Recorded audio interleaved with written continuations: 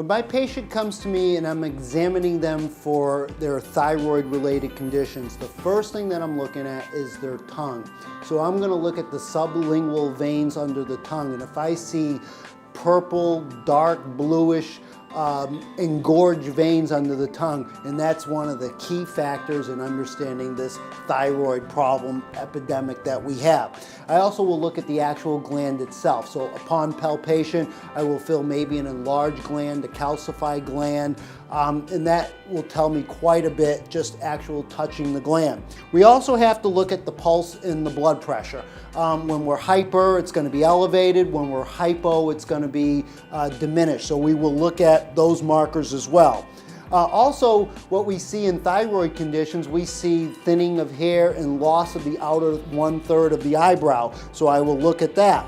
I'll also look at fluid retention through palpatory findings.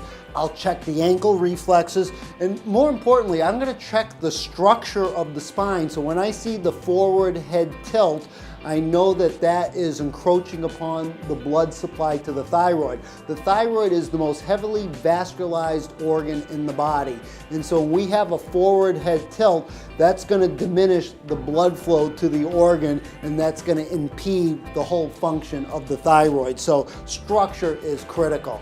Also, teeth. If we have an infected tooth, that's going to also sedate the thyroid as well. So in my exam, I'm going to run you through some of these basic protocols so I can get a good feel how your thyroid is. We're going to just look at some common sense approaches to the thyroid. The thyroid is so superficial to the body, so it's exposed to so many environmental toxins from radiation, the radiation we're getting at the dentist. You notice the dentist puts that lead plate on us, but he doesn't put the thyroid shield. The thyroid is the shield, and so it's protecting us from radiation, it's protecting us from heavy metals and all that, but it's taking in all the heavy metals, and that's why it has an affinity for that. So when we look at the thyroid gland, you're going to see it's inundated with petrochemicals, heavy metals, arsenic, lead, strontium-90, and all these other environmental toxins that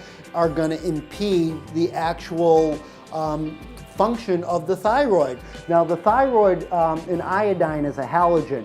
So we have the bad halogens of fluoride, chlorine, and bromide. So those bad halogens displace the iodine. So we have to look at how we're going to clear up the other bad halogens so we can focus on the iodine, the good halogen. Also, a main problem with the actual thyroid is the inflammation, and the inflammation is caused by the free radicals, and most commonly that's because of our diet is causing so much inflammation in our body. So the common sense approaches, we just see how the thyroid is such a superficial gland and how it has an affinity for all the toxic debris that is in our environment. So the treatment plan is going to be detoxification, and that means all roads lead to the liver. So we're going to be looking at strategies for detoxification.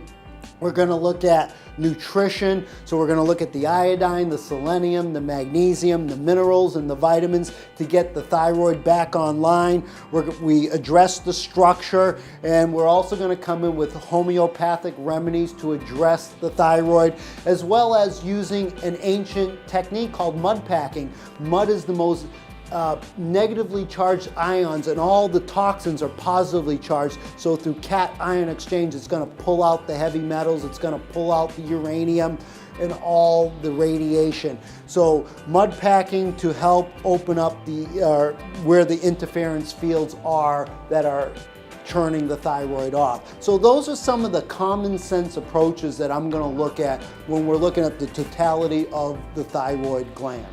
Thank you.